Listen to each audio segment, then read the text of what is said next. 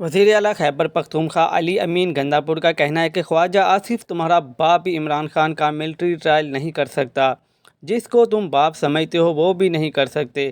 General Fayyaz کیا ہمیں جہیز میں ملا تھا؟ فیض حمید تمہارا آدمی تھا، اسے جنرل تم نے بنایا، اسے ڈی جی تم نے بنایا، اپنا ادارہ ٹھیک کرو۔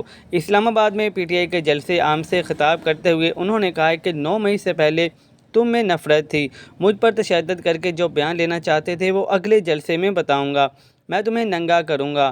تم آئین کو نہیں مانتے تو ہم بھی آئین کو نہیں مانتے، جو تمہیں مارے اس سے ماریں، اب دمادم مست قلندر ہوگا، کال کا انتظار کرو، ہمارا اگلا جلسہ لاہور میں ہوگا۔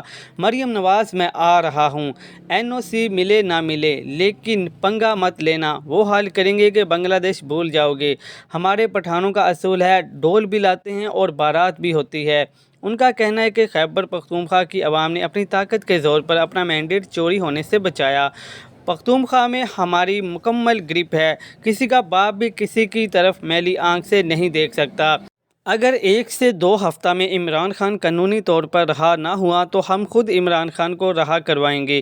میں لیڈ کروں گا، پہلی گولی کھاؤں گا لیکن پیچھے نہیں ہٹنا، خدا کی قسم خون بھی بہائیں گے لیکن تمہیں تمہارے انجام تک پہنچا کر دم لیں گے۔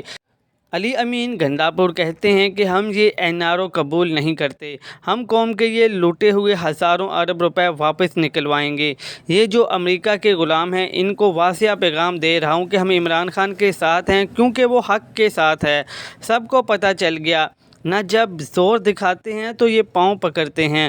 اعظم سواتی کے لیے 7 بجے گیٹ کھولے اور کہا عمران خان اللہ کا واسطہ ہے عوام کو روک لے۔